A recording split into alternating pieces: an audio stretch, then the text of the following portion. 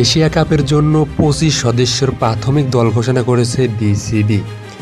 দলে চমক হিসাবে আছে অনেকজন।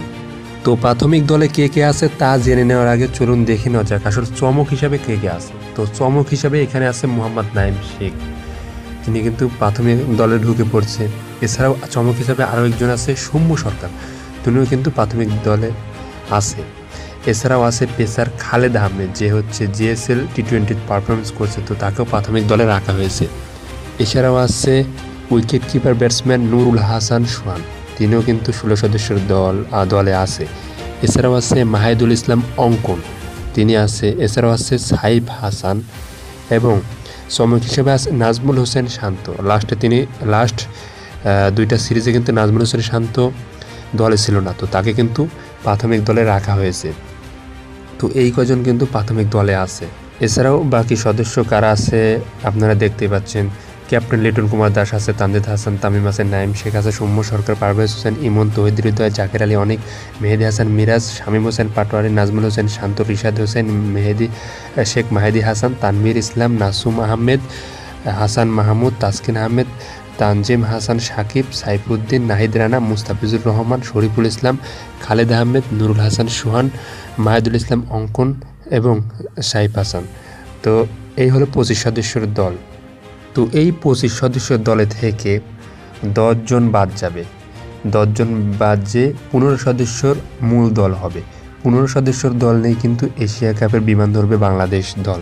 তো 15 সদস্যের দলে আসলে কারা থাকতে পারে, তো কাদের থাকার সম্ভাবনা আছে, চলুন এই দল থেকে আসলে কাদের থাকার সম্ভাবনা আছে চলুন এক নজরে দেখে নেওয়া যায়।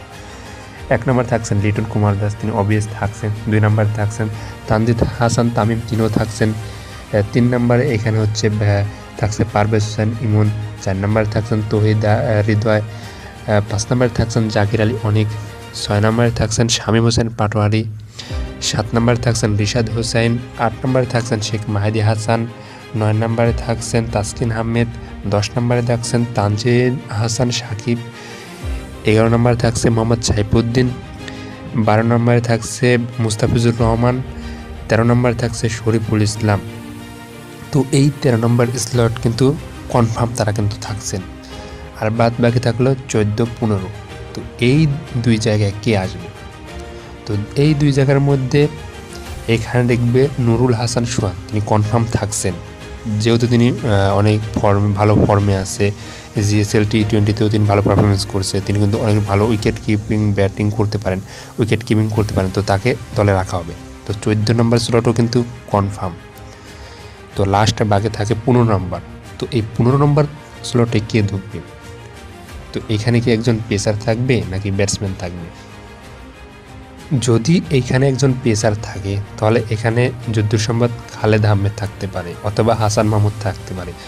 আর যদি এইখানে একজন ব্যাটসম্যানকে নেয় তাহলে মিডিল অর্ডার ব্যাটসম্যানই নিবে যুদ্ধের সম্ভব। তো এখানে মাহিদুল ইসলাম অঙ্কন, তিনি থাকার সম্ভাবনা বেশি, তিনি থাকতে পারেন। তো এরকম টাইপের 15 সদস্যের দল নেই বাংলাদেশ এশিয়া কাপের বিমান ধরবে। তো আজকের এই 25 সদস্যর দলটি আপনাদের কাছে কেমন মনে হলো এবং এই দল থেকে আসলে কাদেরকে 15 সদস্যের দলে নেওয়া উচিত, অবশ্যই আপনাদের মতামত এই ভিডিওর কমেন্টে জানাবেন। আর সকল ধরনের খেলাধুলার আপডেট জানতে অবশ্যই আমাদের কিক বিডি স্পোর্টস চ্যানেলটি সাবস্ক্রাইব করে পাশে থাকবেন। ধন্যবাদ সবাইকে।